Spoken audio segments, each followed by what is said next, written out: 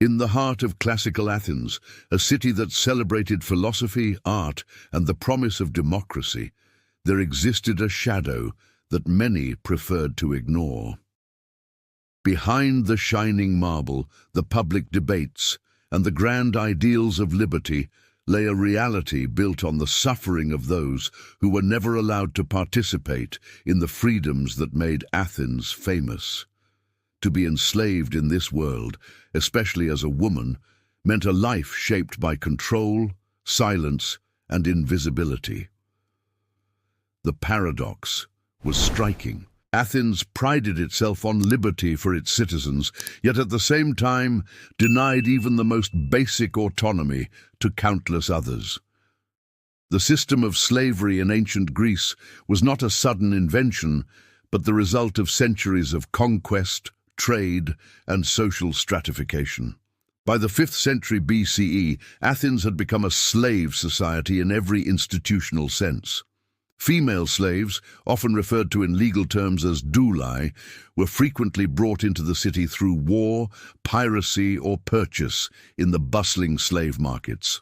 Many were captured from distant lands, Thrace, Phrygia, Lydia, or regions along the Black Sea, young women and even children who suddenly found themselves torn from their homes and identities, reduced to little more than property in the eyes of their captors. Their roles were distinct from those of men. While male slaves often worked in agriculture, in the dangerous depths of mines, or as public servants, enslaved women were usually confined to more personal roles. They became domestic workers, attendants, nurses, or laborers in textile workshops run by the state. In such positions, their lives were defined not just by labor, but by the constant reminder that they were instruments of someone else's authority.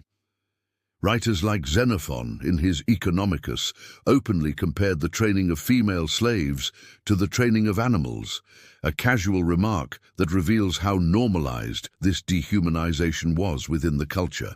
Marriage and family, those cornerstones of Athenian society, offered no protection to enslaved women. They were legally incapable of marriage, and any relationship they might have carried no recognition under the law. Their children, whether born from another enslaved person or their master, were considered the property of the household, belonging not to themselves, but to the authority of the male head of the family. Generations of women lived and died within this cycle, their stories largely absent from the official record, their lives preserved only in fragments of literature and law. Even within the courts of Athens, their voices were systematically silenced. A free citizen could testify, debate, and defend himself, but a female slave's words carried no authority. If her testimony was needed, the court demanded coercion to guarantee its truth, operating on the assumption that her words could not be trusted unless forced. This practice reveals more than just a legal procedure. It shows the deeply ingrained suspicion of enslaved voices, and the belief that only through suffering could truth be confirmed. Thus, the life of an enslaved woman in Athens was defined by layers of exclusion, foreign in origin, owned in body, and silenced by law. Their experiences exposed the contradictions of a society that proclaimed freedom as its highest value, while simultaneously building its greatness on the denial of freedom to others.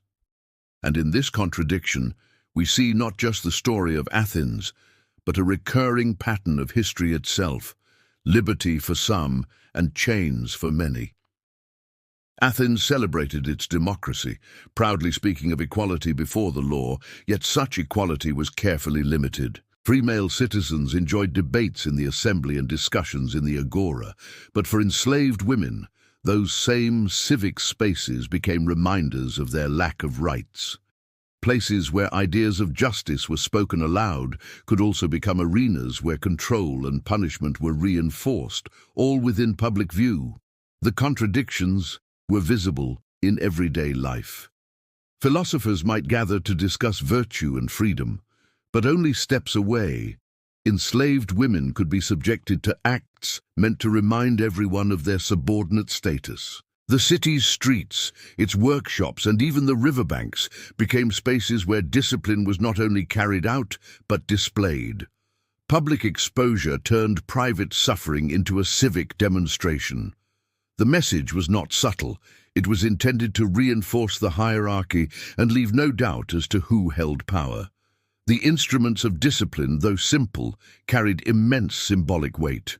A leather strap, known as the mastix, appeared in vase paintings and comedic plays, a cultural reference point that silently reminded Athenians of the order on which their society rested. In the hands of overseers or masters, it became more than an object. It was a visual marker of control. Even when not in use, its presence in art and literature confirmed how deeply embedded the practice was in the collective imagination. Courtrooms reflected this same mindset. If the testimony of an enslaved woman was required, her words alone could not stand. Instead, the law demanded that they be validated through coercion. Writers like Demosthenes referenced such procedures, noting that testimony given by enslaved women was considered acceptable only when confirmed in this way. The underlying assumption was clear. Truth itself, when spoken by an enslaved person, was seen as unreliable unless extracted through measures that reinforced their inferior status. The system extended beyond households and into public institutions. Under reforms attributed to Solon, Athens developed a network of state-regulated establishments where enslaved people labored. Women in these spaces faced constant exposure, their identities defined not by who they were, but by the roles assigned to them. Their daily existence was framed by surveillance, discipline, and the ever-present possibility of punishment. This was not considered cruelty, but administration, an accepted feature of civic life. Athens prided itself on its openness, its public debates, its vision of citizens standing equal before one another. Yet at the same time, the city allowed and even normalized displays of discipline against enslaved women within the same civic arenas. The agora, a space that symbolized participation and voice, could also serve as a backdrop for silencing and humiliation. The Eridanos riverbanks, where citizens gathered, could equally become spaces where authority was reinforced through suffering. What strikes us today is the absence of outrage. For the Athenians, these practices were ordinary. They did not spark protest or moral debate in the way we might expect. Instead, they were seen as a natural extension of social order.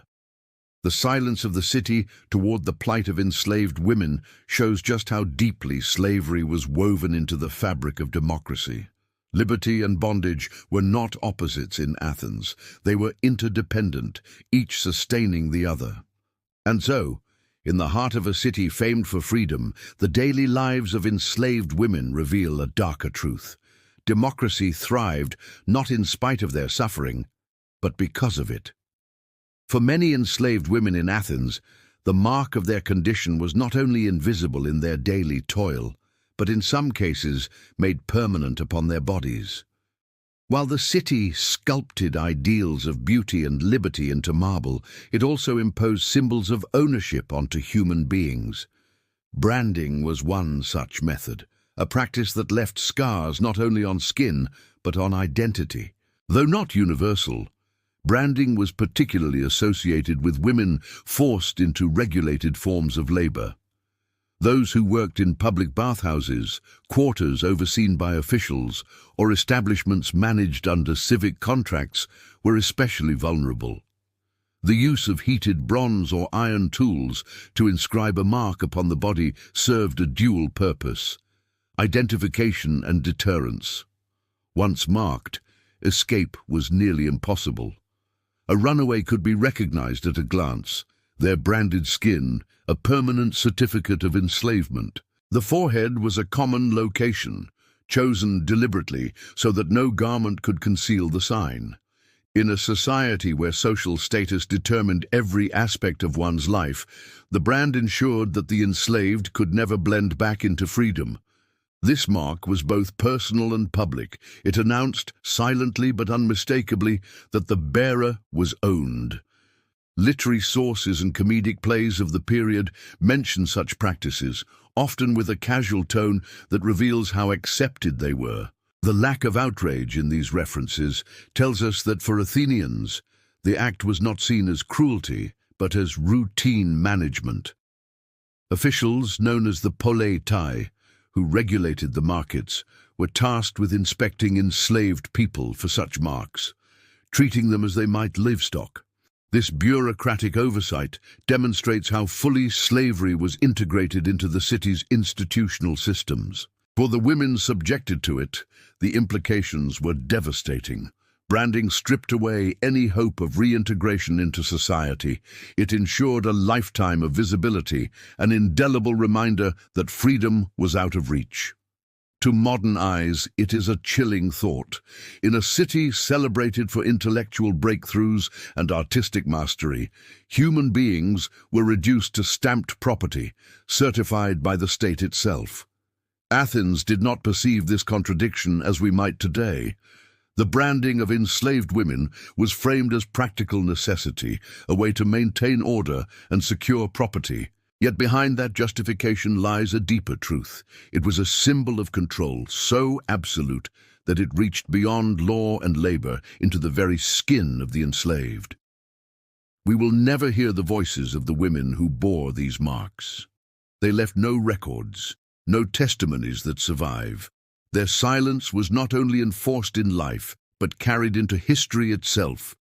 What remains are fragments, legal references, scattered literary allusions, and the enduring contradiction of a democracy that proclaimed liberty while burning its hierarchy into human flesh. These marks remind us that the ideals of Athens, so often celebrated, were built upon foundations of exclusion. And for the enslaved women who lived with them, freedom was not only denied in practice, it was denied in permanence. Beyond the civic spaces and public displays of authority, the private household, known as the oikos, was where the lives of many enslaved women unfolded. These walls, outwardly symbols of stability and respectability, concealed the relentless labor and constant vulnerability that defined their existence. Unlike male slaves who might work in fields, quarries, or workshops, women were often confined to domestic roles. The household became both their workplace and their prison. Their days began before the first light of dawn and stretched late into the night. Tasks followed one another in endless succession, grinding grain into flour, drawing water from fountains, preparing meals over smoky hearths, spinning wool and weaving cloth until their fingers stiffened, cleaning floors, tending the children of their masters, and nursing the sick or elderly. The repetition was exhausting, yet there was no reprieve. Every aspect of the household's functioning could depend upon their labor, and yet that labor was rarely acknowledged beyond the expectation that it must be done. Writers of the time treated this work as natural and unquestionable. In his Oikonomicus, Xenophon described how masters should train female slaves in the management of provisions and the maintenance of order, comparing their discipline to the methods used for animals of labor. Such matter-of-fact accounts reveal not only how normalized these expectations were, but also how little individuality was granted to those who carried them out. They were defined by their function, not by their personhood. The intimacy of household service brought with it an additional burden. Because enslaved women worked in kitchens, nurseries, and even private chambers, they were constantly exposed to the personal demands of the household. This proximity blurred boundaries and heightened their vulnerability. Any mistake, whether real or perceived, could result in reprimand or punishment. The weight of silence was heavy, for they had no recognized legal voice with which to defend themselves. Isolation deepened their struggles. While men working in fields or mines might have had the company of many others, women bound to the oikos often lived in smaller, controlled groups, cut off from wider networks of support. Their world was limited to the household and those who ruled it. Literature occasionally provides glimpses of their hidden voices. In Greek tragedies, playwrights like Euripides wrote laments for enslaved women, their suffering echoed through dramatic verse. Though fictionalized, such fragments may reflect the muted realities of those who lived without freedom. This domestic captivity reveals another contradiction of Athenian society. While the city celebrated its public spaces as places of debate and equality, the home itself, where ideals of family and order were supposed to flourish, became for enslaved women a site of ceaseless exploitation. Their identities dissolved into tasks, their worth measured only by their ability to sustain the household that denied them recognition. To walk through Athens in its golden age would be to witness a city alive with art, theatre, and politics. But behind the closed doors of its homes, countless women endured days defined by unending labor, surveillance, and silence. It is here, in the hidden realm of the household, that the contradiction of Athenian liberty becomes most stark. Freedom was celebrated in public, while bondage was enforced in private. The story of enslaved women in Athens is not simply about labor or law. It is about the paradox at the very core of a society that gave the world its language of liberty while denying that same liberty to so many. Athens is remembered as the cradle of democracy, a place where citizens could raise their voices in assembly, where philosophy flourished, and where art and theatre reached enduring heights. Yet for the enslaved, especially women, those same spaces and ideals served as constant reminders of exclusion. They lived within a system where their voices were not recognized, their relationships had no legal standing, and their children belonged not to them, but to the household that controlled them. Their testimony, when required, was distrusted unless confirmed through coercion. Their labor sustained homes, markets, and public institutions, yet their presence was barely acknowledged in the civic memory of the city. In life, they were silenced, and in history their voices remain largely absent. The contradictions extended far beyond the individual household. Civic spaces where citizens gathered to discuss freedom could also host acts that reminded enslaved women of their lack of it. Marks upon their bodies, restrictions upon their voices, and the endless cycles of domestic duty all worked together to reinforce a system of inequality that Athens never questioned in any fundamental way. The society that built temples to gods and debated the meaning of justice also created structures that ensured some human beings were never considered fully human. And yet, even in their silence, traces of their lives remain. In the plays of Euripides, in the speeches of orators, and in the economic treatises of philosophers, we see glimpses of these women, not as individuals with names, but as reminders of the foundations upon which Athenian democracy rested. They are present in the margins of history, their experiences woven into the very fabric of the society that sought to erase them. The enduring lesson of their story is not simply about the past. It challenges us to reflect on how ideals of freedom and equality can exist alongside systems of exclusion. Athens, so often celebrated, forces us to confront the uncomfortable truth that liberty for some was built on the bondage of others. The brilliance of its art, the power of its politics, and the eloquence of its philosophers cannot be separated from the suffering of those who made that brilliance possible through unseen labor. As Aristotle himself admitted, slavery was considered a possession of the animate sort, reducing human beings to living property. Such words reveal the mindset that allowed Athens to embrace both liberty and bondage without perceiving contradiction. For the enslaved women, however, the contradiction was lived daily. Their silence, their labor, and their suffering formed the foundation upon which the freedoms of others stood. The legacy of these women is therefore twofold.